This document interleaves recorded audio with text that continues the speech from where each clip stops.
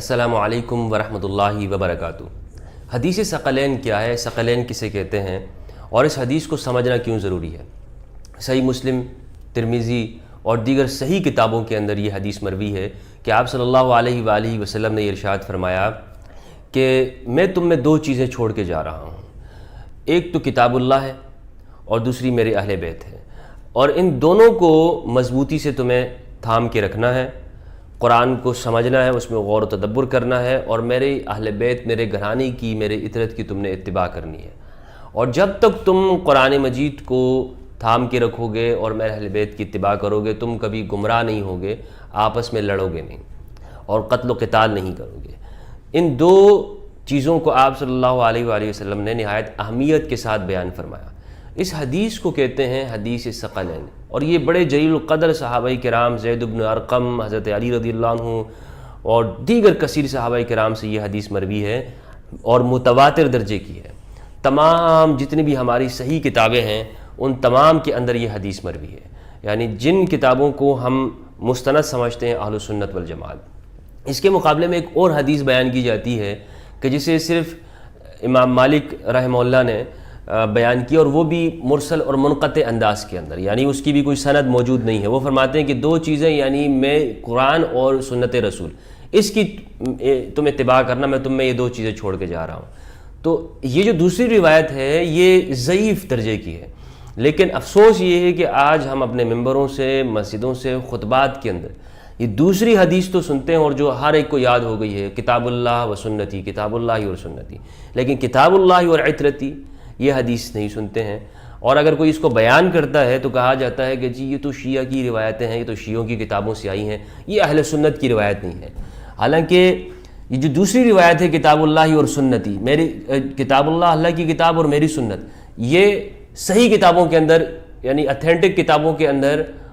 مشہور درجے میں نہیں ہے، بالکل اس کی سند بھی موجود نہیں ہے، اور پھر بھی اس کو بیان کرنے کے در پہ رہتے ہیں۔ اور جو صحیح حدیث ہے، جو کتاب اللہ و عطرتی ہے، حدیث ثقلین، اسے اس امت نے بالکل اتفاق کر لیا۔ ویسے تو اس امت کا کسی چیز پر اجماع ہوتا نہیں ہے، اور اسی بات کے اوپر اجماع ہو گیا ہے کہ حدیث ثقلین اس کو بیان نہیں کرنا، نہ خطبوں میں بیان کرنا ہے، نہ تقریروں میں، نہ وعظوں کے اندر، نہ ممبروں پہ، نہ اپنے دروس قرآن کے اندر، نہ دروس حدیث کے اندر۔ اس پر یوں گزر جاتے ہیں، لوگوں کو بتاتے بھی نہیں ہیں کہ بھائی ثقلین کون ہے، اہل بیت کون ہیں، ان کی زندگی اور ان کے اخلاق اور کردار کیا ہے۔ تو اسی وجہ سے آج امت کا یہ عالم ہے، قرآن کو تو ویسے ہی چھوڑ چکی ہے اور اہل بیت کو قتل کرتی ہے، اور اہل بیت کے جو ساتھ دیتے ہیں یا ان کا نام لیتے ہیں، ان کی فضیلتیں بیان کرتے ہیں، ان کے اوپر تشیع کا اور شیعہ ہونے کا، رافضی ہونے کا الزام لگاتے ہیں۔ قرآن جو بیان کرتا ہے کہتے ہیں یہ قرآنسٹ ہے، یہ تو قرآن کرتا رہتا ہے، اور جو اہل بیت کہتے ہیں یہ تو شیعہ ہو گیا۔ لہٰذا دونوں چیزیں اس امت کے اندر شروع میں کچھ ایسے سرغنے قسم کے پیدا ہوئے، کچھ ایسے لیڈر کے جنہوں نے اہل بیت علیہم السلام کی روایتوں کو چھپانے کی کوشش کی، یا ان کے فضائل کو عوام الناس سے چھپایا، اور جس کا نتیجہ آج ہم یہ دیکھ رہے ہیں کہ جو سفینہ نوح ہے، کہ جس کے اندر سوار ہو کر کشتی میں اس امت کو نجات ملنی تھی اور بچنا تھا اور آگے جانا تھا اور اپنے اخلاق کو پوری انسانیت تک پہنچانا تھا، اس کا عالم یہ ہو گیا کہ آج سمٹتے یہ فرقوں میں آ گئی، اور فرقوں سے اترتے ہوئے جوتوں میں دال بڑھ رہی ہے، اور آپس میں جنگیں، اور پھر گروہی